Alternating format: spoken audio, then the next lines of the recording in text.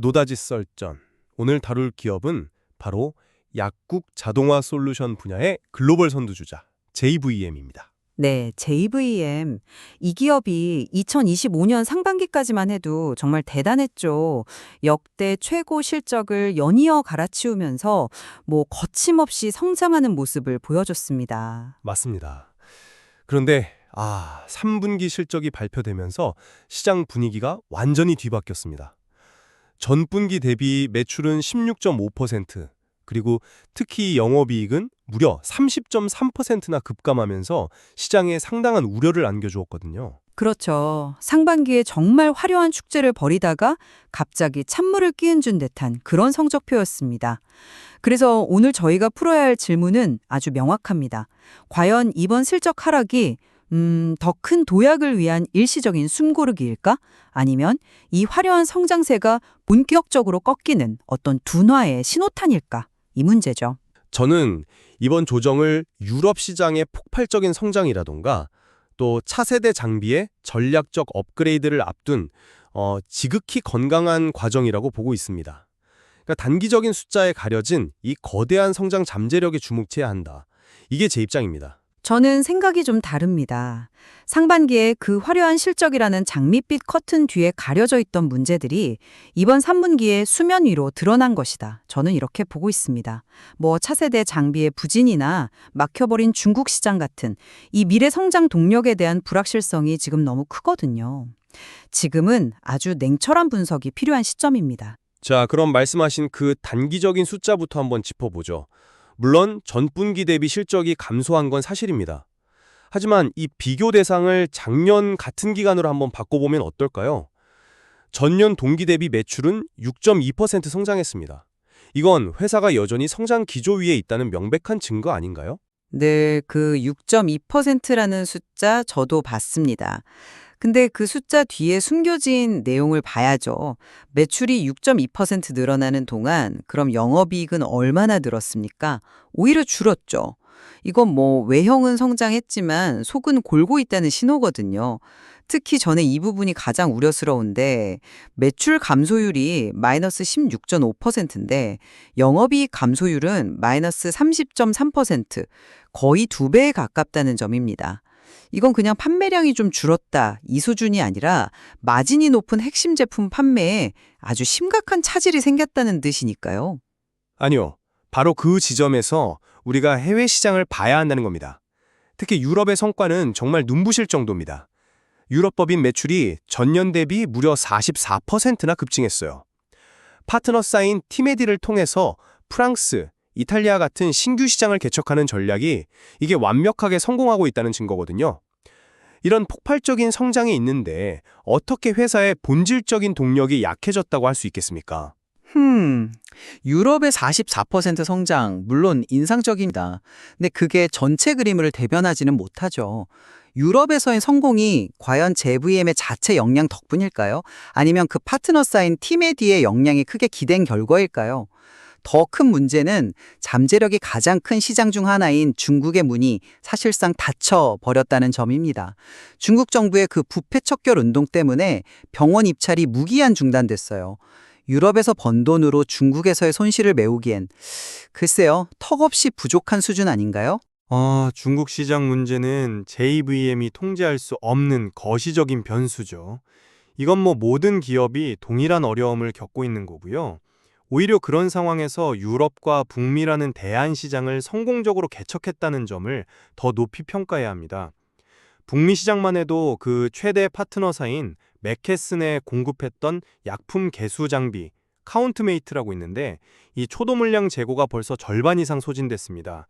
시장의 반응이 그만큼 뜨겁다는 걸 증명하는 거죠. 연내 추가 주문까지 기대되는 상황입니다. 북미 역시 맥케슨이라는 특정 파트너사에 대한 의존도가 너무 높지 않습니까? 결국 JVM의 해외 성장은 티메디와 맥케슨, 이 두 파트너사의 판매 능력에 달려있다는 이야기인데 이건 회사의 성장이 외부에 의해 좌우될 수 있는 어떤 본질적인 리스크를 안고 있다는 의미입니다. 그리고 이 모든 논의가 결국 한 가지 문제로 귀결돼요. 바로 회사가 미의 성장 동력이라고 그렇게 내세우는 차세대 장비, 매니스의 문제입니다. 자, 3분기 실적 하락의 본질을 제대로 보려면 그 부분을 짚고 넘어가야 합니다. 이번 실적 하락은 사실 어느 정도 예측 가능한 부분이었습니다. 2분기에 4월 가격 인상을 앞두고 국내 약국들에서 하반기 수요까지 미리 당겨서 주문한 이른바 선주문 효과가 아주 컸거든요. 그럼 당연히 3분기 수요는 줄어들 수밖에 없었죠. 여기에 해외 파트너사들의 여름 휴가 시즌이 겹치는 계절적 비수기 요인까지 더해진 겁니다. 그 기저효과와 계절성이라는 말로 모든 걸 덮기에는 영업이익 30.3% 감소는 너무나 아픈 숫자입니다. 말씀하신 그런 일회성 요인들이 없었다면 실제 실적은 발표된 수치보다 훨씬 더 나빴을 수도 있다. 이런 합리적인 의심이 가능하거든요. 이익률이 이렇게 급격히 떨어진 구조적인 원인을 설명하지 않고서는 일시적인 현상이라는 주장은 설득력이 떨어집니다. 그 구조적인 원인이 바로 매니스의 판매 중단과 관련이 있다는 말씀에는 동의합니다. 하지만 저는 그것을 문제가 아니라 전략적 선택으로 봅니다. 고수익 차세대 장비인 매니스, 그러니까 약품을 자동으로 검수하고 포장하는 이 최첨단 기기의 판매를 잠시 멈춘 것은요, 기존의 제품을 사용하던 파트너사들의 피드백을 반영해서 성능을 최적화하고 업그레이드하기 위한 과정입니다. 내년부터 더 강력해진 제품으로 시장을 공략하기 위한 일종의 준비 단계인 셈이죠. 바로 그 부분을 제가 도저히 납득하기가 어렵다는 겁니다. 매니스는 출시된 지 벌써 3년 차에 접어든 제품입니다. 그런데 이제 와서 부품 최적화를 이유로 3분기와 4분기 판매를 전면 중단한다. 심지어 올 상반기 누적 판매량이 고작 6대입니다. 6대. 이게 과연 차세대 성장 동력이라는 이름에 걸맞은 성과인가요? 저는 이게 단순한 업그레이드가 아니라 우리가 알지 못하는 어떤 심각한 기술적 결함이나 어쩌면 시장 수요 예측 실패의 가능성도 배제할 수 없다고 봅니다. 그건 고가의 최첨단 장비 시장의 특성을 좀 간과하신 지적입니다. 이런 시장에서는 초기에 고객의 신뢰를 완벽하게 확보하는 게 무엇보다 중요하거든요. 어설픈 제품을 서둘러 팔아서 시장의 신뢰를 잃는 것보다 시간이 조금 더 걸리더라도 파트너사들의 목소리를 듣고 제품의 완성도를 100%로 끌어올리는 것이 장기적인 성공 방정식입니다. 매니스는 JVM의 미래입니다. 그 미래를 위해 신중한 투자를 하는 것을 리스크라고 볼 수는 없죠. 미래의 가능성이 아니라 현재의 확실성을 봐야죠. 3년 동안 결과물을 보여주지 못한 제품이 미래라는 이름으로 계속해서 현재 실적을 갉아먹고 있습니다. 내년부터는 더 좋은 환경에서 영업할 수 있을 것이다. 이런 막연한 기대감만으로 이 모든 불확실성을 감수하기는 어렵습니다. 투자자들은 내일의 청사진이 아니라 오늘의 이익을 원하거든요. 매니스는 희망이 아니라 현재로서는 명백한 애물단지이자 리스크 요인입니다. 바로 그 지점에서 저의 의견이 갈리는군요. 저는 그 리스크 감수가 더 큰 보상으로 돌아올 것이라고 확신합니다. 고객의 목소리를 반영해서 더 완벽해진 매니스가 내년에 시장에 출시된다면 지금의 우려는 모두 기우에 불과했다는 것이 증명될 겁니다. 오히려 지금이 저가에 매수할 기회가 될 수도 있는 거죠. 글쎄요, 그 완벽해진 매니스가 시장에서 외면받을 가능성은 전혀 고려하지 않으시는군요. 이미 3년의 시간을 허비했습니다. 그 사이에 경쟁사들은 가만히 있었을까요? 기술은 계속 발전하고 시장은 변합니다. JVM이 완벽을 추구하는 동안 경쟁사들은 시장을 선점해 나갈 수도 있습니다. 기회비용이 너무 큽니다. 그렇다면 다시 해외 시장 이야기로 돌아가 보죠. 매니스에 대한 우려가 있더라도 유럽에서 보여준 44%의 성장은 JVM의 파트너십 전략이 얼마나 강력한지를 명확히 보여주는 증거입니다. 이것은 특정 국가에만 국한된 성장이 아니에요.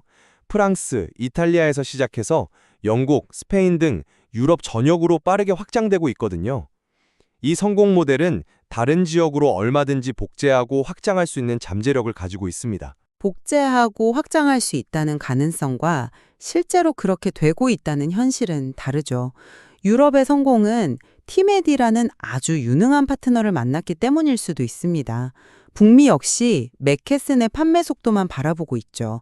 이건 JVM이 직접 시장을 통제하거나 개척하는 것이 아니라 파트너사의 역량에 회사의 성장을 맡기는 구조라는 것을 인정하는 셈입니다. 만약에 파트너사의 전력이 바뀌거나 더 좋은 조건을 제시하는 경쟁사가 나타나서 관계가 틀어지면 어떻게 될까요? JBM의 성장은 언제든지 흔들릴 수 있는 그야말로 사상누각이 될 수 있습니다. 그건 모든 파트너십 비즈니스의 본질적인 특성이지 JVM만의 문제라고 볼 수는 없습니다. 오히려 강력한 기술력을 바탕으로 최고의 파트너들과 굳건한 신뢰관계를 구축하는 것이 JVM의 핵심 경쟁력이라고 봐야죠. 파트너사들도 JVM의 제품이 가장 뛰어나기 때문에 함께하는 것 아니겠습니까? 그들이 바보는 아니죠. 그 경쟁력이 중국에서는 왜 통하지 않았을까요? 유럽과 북미의 성공을 이야기하는 동안 잠재력이 가장 큰 시장 중 하나인 중국에서는 사실상 사업이 중단된 상태입니다. 이건 어떻게 설명하시겠습니까? 결국 유럽과 북미라는 반쪽짜리 성공에 기댄 불안한 성장일 수 있다는 겁니다. 전체적인 글로벌 전략에 큰 구멍이 뚫려 있는 상태예요. 중국 시장의 정체는 앞서 말씀드렸듯이 특정 기업의 역량으로 해결할 수 있는 문제가 아닙니다. 정부의 정책 기조가 바뀌기 전까지는 누구도 뾰족한 수를 낼 수 없죠. 오히려 그런 외부 환경 속에서 가능한 자원을 핵심 시장인 유럽과 북미에 집중하고 거기서 괄목할 만한 성과를 내고 있다는 것이야말로 경영진의 현명한 판단을 보여주는 증거라고 생각합니다. 위기 상황에서 선택과 집중을 잘하고 있는 거죠. 지에 대해 의문을 가질 수밖에 없습니다. 결국 모든 논의를 종합해보면 JBM은 지금 여러 전선에서 동시에 문제에 직면해 있습니다. 안정적인 캐시카우 역할을 해야 할 내수 시장은 선주문 효과가 빠지면서 성장세가 꺾였고 야심차게 내놓은 차세대 성장 동력은 시장에서 사실상 실패했으며 가장 큰 잠재 시장의 문은 닫혔습니다. 이것이 제가 보는 JVM의 현 주소입니다. 저는 정반대로 봅니다. 단기적인 실적 변동이라는 안개 속에 가려진 핵심 성장 엔진들을 봐야 합니다. 유럽에서의 압도적인 성장세는 JVM의 글로벌 전략이 통하고 있음을 증명했고 북미 시장은 성공적으로 안착하고 있습니다. 논란의 중심에 있는 매니스는 더 강력해져서 돌아올 준비를 하고 있고요. 내수 시장의 변동은 예측된 범위 안에 있습니다. 지금은 더 높은 곳으로 날아오르기 위한 중요한 준비 기간일 뿐입니다. 정리하겠습니다. 저는 전년 대비 성장이라는 긍정적인 숫자 뒤에 가려진 가파른 분기 실적 하락과 30%가 넘는 수익성 악화가 분명한 위험 신호라고 봅니다. 특히 회사가 차세대 성장 동력으로 큰 기대를 걸었던 매니스의 부진과 사실상 성장이 멈춘 중국 시장의 정체는 JVM의 미래 성장성에 큰 물음표를 던지고 있습니다. 지금은 막연한 기대보다 눈앞의 리스크를 직시해야 할 때입니다. 저는 단기적인 실적 변동에 일희일비할 필요가 없다고 다시 한번 강조하고 싶습니다. 본질은 변하지 않았습니다. JVM의 핵심 성장 엔진은 식은 것이 아니라 더 뜨겁게 타오르기 위해 잠시 예열하는 중입니다. 유럽의 44% 성장이 그 증거이며 북미 시장의 성공적인 안착이 그 뒤를 바치고 있습니다. 더 완벽해져서 돌아올 매니스는 내년부터 이익 성장을 견인할 가장 강력한 무기가 될 것입니다. 결국 JVM의 미래는 내년에 시장에 다시 나올 그 업그레이드된 매니스가 투자자들의 오랜 기다림에 보답할 만한 성과를 보여줄 수 있을지, 그리고 유럽에서의 성공 방정식을 파트너 의존 리스크를 극복하고 다른 해외 시장에서도 성공적으로 복제할 수 있을지 여기에 달려 있어 보이는군요. 맞습니다. 바로 그 두 가지 핵심 포인트가 향후 JVM의 주가 방향을 결정하게 될 것 같습니다. 오늘의 논의가 시청자 여러분께서 JVM의 현재와 미래를 다각도로 분석하시는 데 도움이 되었기를 바랍니다.